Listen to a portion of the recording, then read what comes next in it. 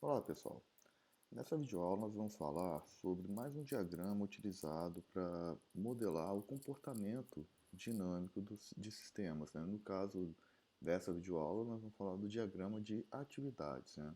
Nós já falamos anteriormente sobre diagramas de casos de uso, sobre diagramas de estado, né?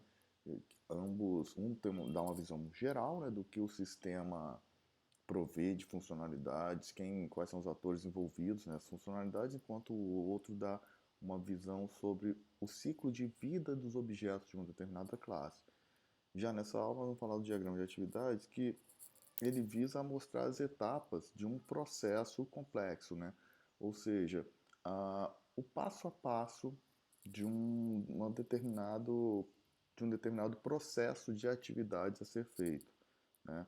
Então, ele é como se fosse um fluxograma, né? Que te mostra etapas de um processo qualquer de desenvolvimento. Então, ele é muito usado para representar fluxos de trabalho em caso de uso, né? Então, por exemplo, suponha você fez um caso de uso, você descreveu o caso de uso e esse caso de uso é complexo, né? Não vale a pena você fazer diagramas de atividade para casos de uso simples, mas enfim. Por exemplo, suponha que você fez um caso de uso, você descreveu o caso de uso lá no contexto da biblioteca, né, que é o exemplo que a gente tem sempre usado aqui na aula, o caso de uso de devolver livro, que aí o usuário informa quem foi, qual o livro que foi pego, o sistema vai pegar e vai exibir os dados daquela locação, vai verificar se a alocação está sendo entregue em atraso, se tiver, vai calcular a multa, exibir a multa, vai solicitar que sejam entrados os dados do pagamento dessa multa, entrando os dados do pagamento, ele vai pedir para confirmar o pagamento, sendo o pagamento confirmado, ele vai verificar, por exemplo, se o cliente tem outros débitos, se tiver outros débitos, vai exibir também na tela para que seja cobrado, enfim. Então, quando é um caso de uso, você tem um fluxo de atividades um pouco maior que vale a pena você representar graficamente, né? O diagrama de atividades é o diagrama certo para isso, né? Além disso, você pode também usar o diagrama de atividades para falar de fluxo de atividades entre casos de uso. Alguns de vocês tentaram fazer isso no diagrama de caso de uso, a gente até conversou, o diagrama de caso de uso não é para isso, né? Por exemplo, suponha que para fazer um processo mais complexo vamos usar um exemplo de empréstimo em banco, né? Que aí, qual que é o fluxo? Primeiro o usuário vai e solicita o empréstimo, que é tem um caso de usuário solicitar empréstimo. Aí, esse empréstimo vai para o financeiro que vai avaliar a capacidade de crédito daquele usuário. E depois vai para o jurídico que vai redigir o contrato. Depois volta. Então você nota que cada um desses passos é um caso de uso, né? Solicitar empréstimo seria um caso de uso, analisar a capacidade financeira é outro caso de uso, redigir contrato seria outro caso de uso do sistema. Mas aí nós estamos falando de um processo complexo, né, que une esses casos de uso. Então o diagrama de atividades também pode ser utilizado para isso, né? Ah, então, a ideia dele é exibir, né, um conjunto de atividades. O que seria uma atividade? Uma porção significativa de trabalho, né? Não há uma granularidade padrão para falar isso é atividade, isso não é. Se você tem um trabalho significativo num determinado contexto e você quer documentar isso, né, naquele contexto, você documenta como uma atividade, né? Então, na hora que você estiver fazendo, usando o diagrama de atividades, por exemplo, para descrever um caso de uso, uma atividade vai ser, de repente, um passo daquele caso de uso. Por exemplo, o usuário informa os dados do cliente. Isso aí pode ser uma atividade no seu diagrama de atividade. Já se você estiver falando de um processo, né, que una vários casos de uso do sistema, sequencia esse caso de uso, a atividade pode ser um caso de uso completo, do tipo, a, o usuário vai solicitar análise de crédito. Então, não há uma granularidade padrão, né, para essa atividade, vai depender do contexto que você está fazendo. Mas no nosso caso aqui, né, no trabalho prático de vocês, vocês vão usar o diagrama de atividades para complementar, né, para completar a visão comportamental de casos de uso complexo, ou seja, para completar a descrição. Né? Você fez a descrição lá em linguagem natural, né? Já descreveu os casos de uso. Vocês vão pegar um caso de uso que seja mais complexo do sistema de vocês e vão fazer um diagrama de atividades para ilustrar, né, o caso de uso, ok? Ele pode exibir o fluxo de evento normal e também os de exceção. Né? Então, por exemplo, no meio do caso de uso, você coloca lá, o CPF vai ser validado. Isso gera o quê? Isso gera um fluxo de exceção. Né? Se o CPF não for válido, eu vou exibir uma mensagem de erro. Então, esse fluxo tem que aparecer no seu diagrama de atividades. Então, você vai colocar lá, informar os dados do cliente. Aí depois você vai tomar uma decisão. Se os dados forem válidos, vou fazer tal coisa. Se não, é o fluxo de exceção. Então, você tem uma relação direta aí das suas decisões no diagrama de atividade com as decisões da descrição, ok? Então, entendido a ideia do que é, né, um diagrama de atividades, vamos aqui dar uma olhada na notação básica, né, do diagrama de atividades. Assim como o diagrama de estado, você começa o diagrama de atividades com essa circunferência preta, né, essa bolinha preta aqui, indica que ali começa o diagrama, ou seja, a primeira atividade a ser executada no diagrama é a atividade que está ligada a essa bolinha inicial aqui. Essas setas são os fluxos de controle, ou seja, são as transições, né, são o que faz sair de uma atividade para outra. Então, o que está sendo dito aqui é o diagrama começa pela atividade 1, após a atividade 1 ser executada, você terá a atividade 2, e a atividade 2 é a última descrita aqui. Então, depois dela, você tem a conclusão do seu diagrama. A atividade final, né, também, a exemplo do diagrama de estados, em que o estado final era representado por essa bolinha com um círculo em volta, no diagrama de atividade é a mesma coisa. Né? A atividade de conclusão, ou seja, a atividade final do seu diagrama, é ligada a essa bolinha aqui. Ok? Então aqui, e as atividades, né, claro, faltou falar disso, que é o objeto principal, né, do diagrama de atividades, obviamente, a atividade ela é representada por essas, digamos assim, tipo uma pastilha, né? Você tem não são bem quadrados com canto arredondado, porque na verdade os lados deles são arredondados completamente, né? Então por isso que ele se difere aí do estado, a representação do estado é um pouquinho diferente, né, de atividade, ok? Ok, mas aqui nós estamos mostrando diagramas de atividade que não fazem bifurcação, né? Ou seja, você só tem um caminho, você faz essa atividade, depois faz essa, depois faz essa. Mas você também tem mecanismos para especificar caminhos alternativos e bifurcações, né? O principal mecanismo é esse da ramificação. A ramificação é um losango, né?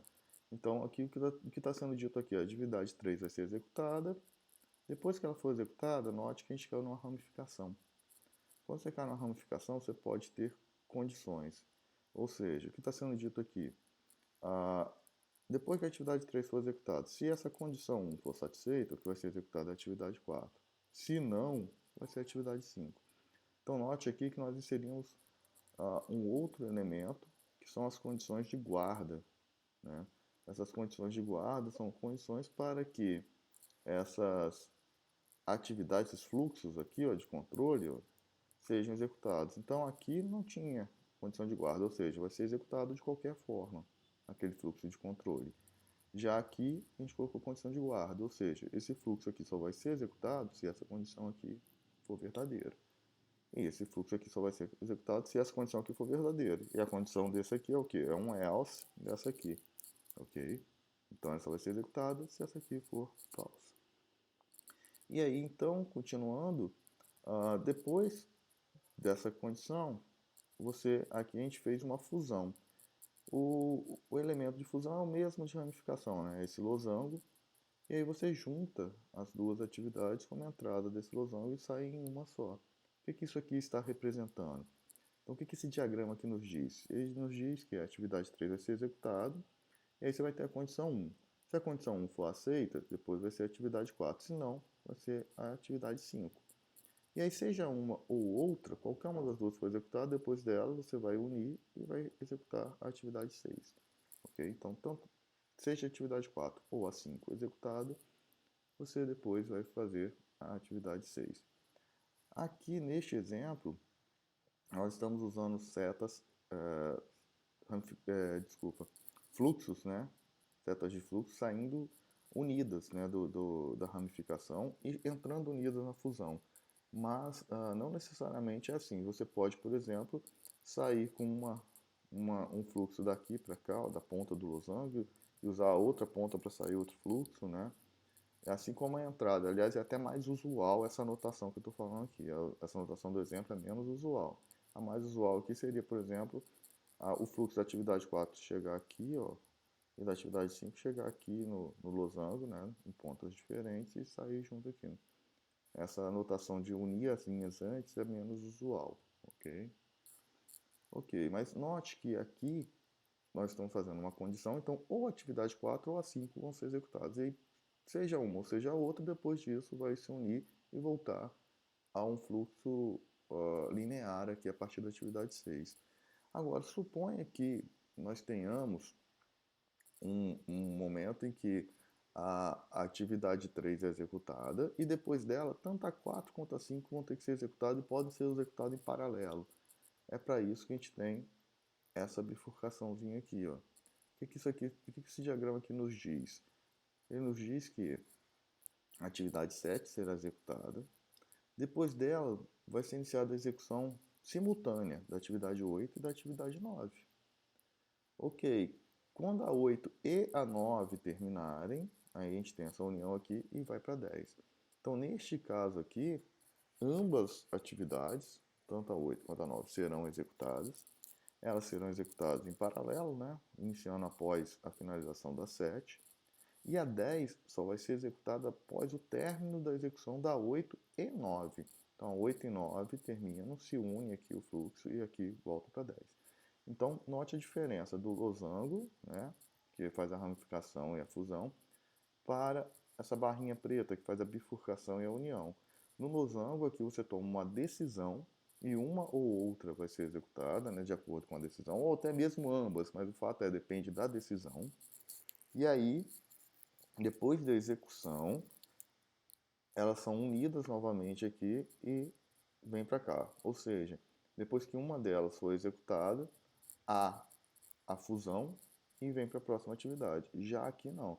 Aqui o que a gente está falando simplesmente é, depois que essa atividade foi executada, ambas aqui são executadas simultaneamente, e aí há, depois da execução de ambas, a união para que essa atividade 10 seja executada. Ok? Por fim, um último recurso de diagrama de atividades que eu gostaria de falar para vocês é a questão de objetos requeridos e produzidos. Então, suponha que uma atividade do seu diagrama ela gere um objeto.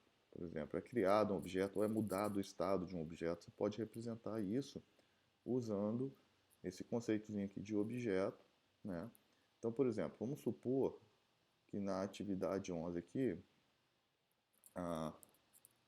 você tem uma validação de dados e depois dessa validação de dados um objeto é criado. Então aqui seria validar dados. Se dados forem válidos, né, a gente partiria para uma bifurcação que a gente não usou aqui.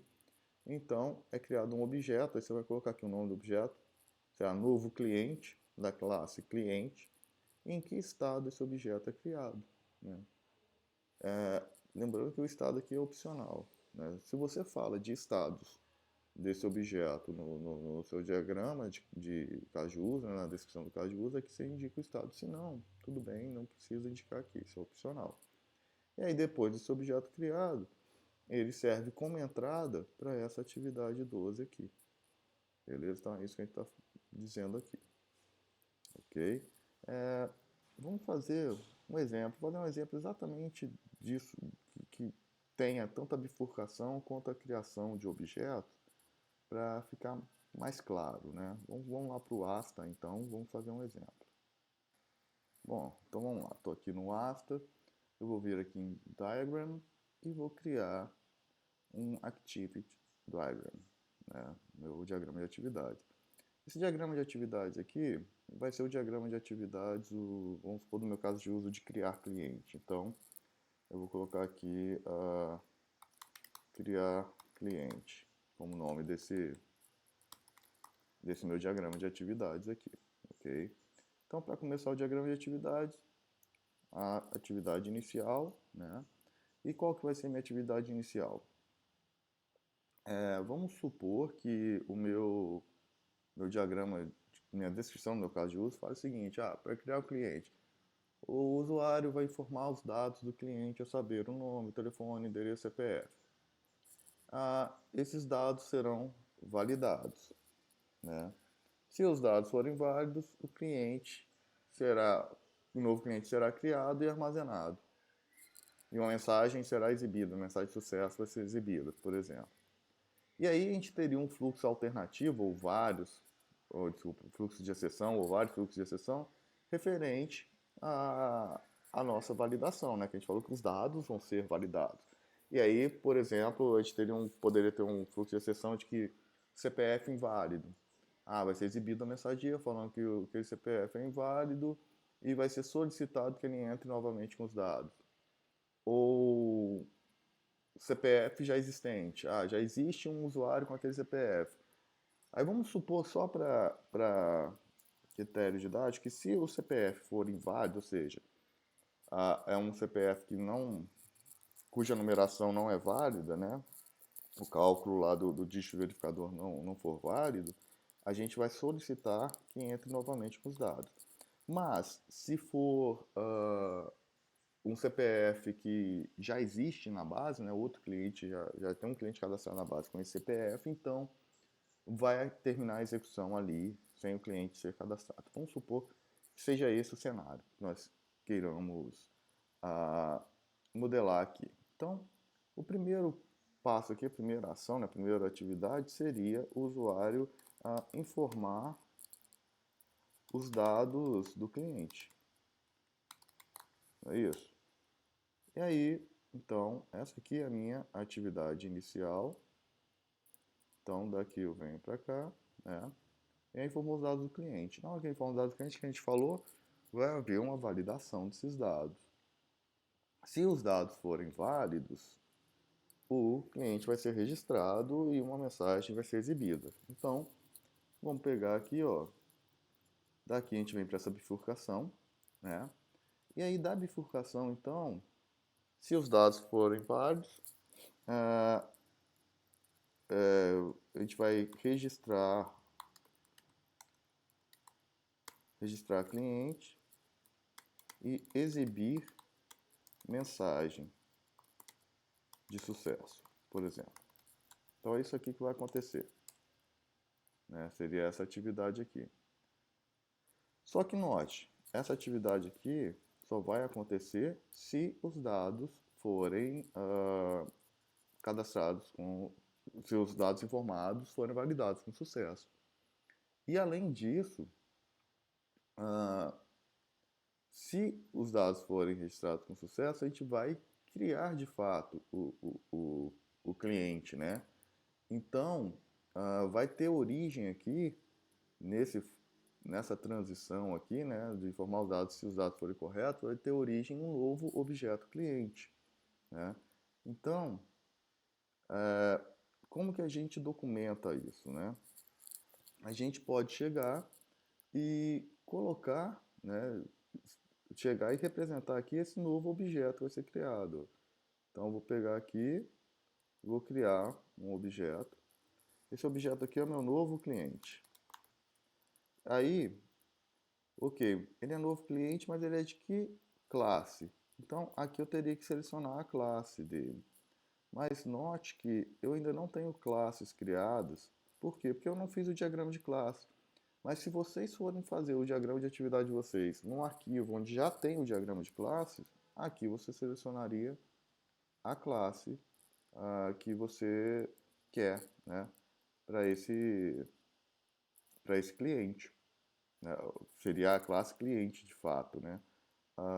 Como a gente não tem ali, deixa eu ver se o Asta vai deixar, tem umas ferramentas que permitem eu criar a classe direto aqui. Então vou colocar cliente aqui,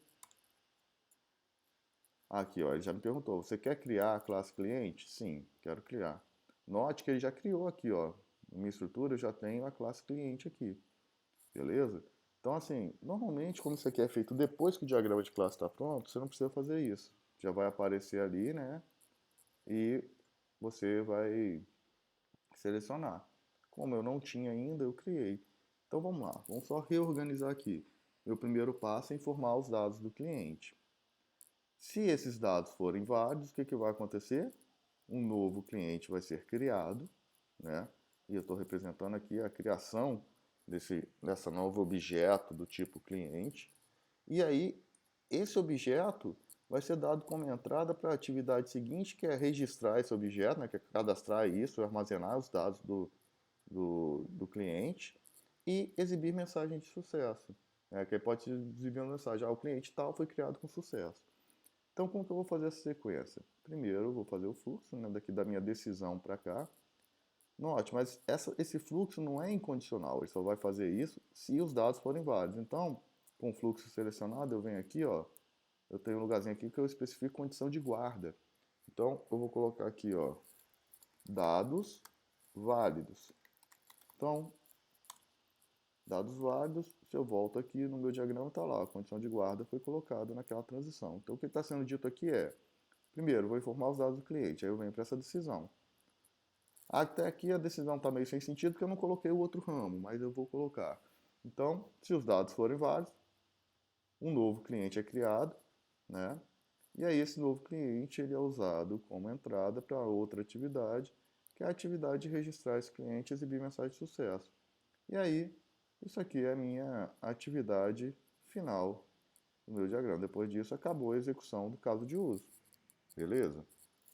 Então, o fluxo normal do caso de uso está modelado. Aqui no cliente, eu esqueci de um detalhe, que seria o estado, né? Eu posso chegar e falar, olha, o cliente é sempre criado no estado de ativo, né? Mas lembrando sempre que isso aqui tem que estar condizente com a sua descrição de caso de uso. Se você fala algo sobre isso na sua descrição de caso de uso, beleza, tem que estar aqui o estado. Se não, já estava correto. Mas vamos supor, né, que o nosso caso de uso fala, não, o cliente é sempre criado com estado de ativo. Por quê? Porque em algum momento, se ele tiver com débito, o sistema passa para estado de inativo, enfim, né? Mas neste caso de uso, ele é criado com estado de ativo. Então você pode chegar aqui, ó, em estado e determinar o estado desse cliente. Por exemplo, aqui, ó, vou colocar ativo. Note que aqui, ó, já aparece, ó, que é criado que um novo cliente da classe cliente e ele é criado com estado de ativo. Beleza? Então, tranquilo. Esse aqui é o nosso fluxo normal desse nosso caso de uso de criar cliente, esse hipotético caso de uso, né? Lembrando que com isso aqui eu não estou querendo dizer que todo caso de uso de criar cliente vai ser assim, não, gente, pelo amor de Deus. O que nós estamos dizendo aqui é, nós estamos representando um hipotético caso de uso, que neste exemplo aqui faria isso, né? Como seria a descrição desse caso de uso que eu estou falando aqui? O usuário vai informar os dados do cliente, esses dados serão validados. Caso os dados sejam válidos, um novo cliente é criado com estado de ativo e aí ele é registrado, os dados dos clientes são registrados no sistema e é exibido uma mensagem de sucesso. Beleza. Então, isso aqui é a representação desse caso de uso. Ora, mas eu falei que se os dados forem válidos, vai acontecer isso aqui. E se não forem? Aí eu tenho que olhar os fluxos de exceção, lá do meu caso de uso. Vamos supor que nós tenhamos um fluxo de exceção que seja, se o CPF for inválido, uma mensagem de erro vai ser exibida e vai ser solicitado que ele informe novamente os dados. Então, aqui seria essa atividade de exibir mensagem CPF inválido. Exibir mensagem CPF inválido. E solicitar novos dados, por exemplo. Vamos supor que seja essa atividade. Então, essa atividade aqui, ela vai ser executada na condição de que? De CPF inválido. Então, vou pegar aqui, ó, minha condição de guarda aqui é CPF inválido. Então, CPF inválido, está aqui minha condição de guarda. Então, se o CPF for inválido, ele vai exibir essa mensagem e vai voltar para a atividade de informar dados.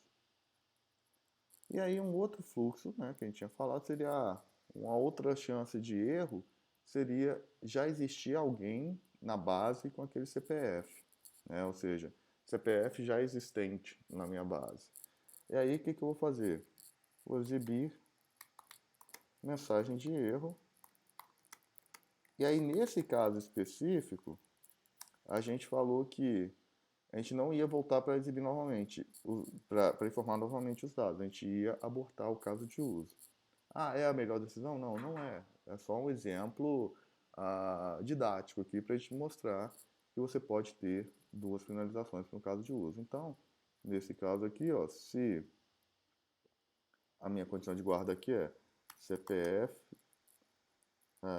já existente na base, por exemplo. Então, se o CPF já existe na base, ele vai exibir a mensagem de erro e o caso de uso vai ser finalizado. Então seria isso aqui. Beleza? Então, isso aqui seria um diagrama de estados aí para um caso de uso criar cliente, que no fluxo normal, você informa os dados do cliente, se os dados forem válidos, o cliente é criado e aí você registra o cliente e recebe a mensagem. Já se os dados não forem válidos, você tem dois fluxos de exceção, nesse caso de uso. Um que é para o CPF ser inválido, vai ser exibido a mensagem, vai pedir para informar tudo de novo. E um que o CPF já existe na base, você já tem um cliente com aquele CPF, que aí você só vai exibir uma mensagem de erro e parar o caso de uso. Ok?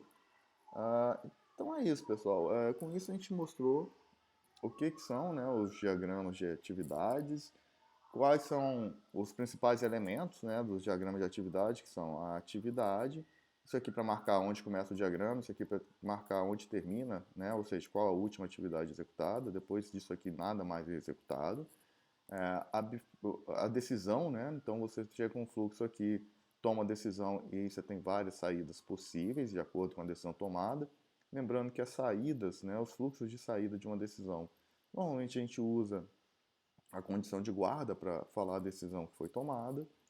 E a gente usou aqui também o objeto para representar a criação de um objeto por uma atividade e o uso desse objeto na atividade seguinte.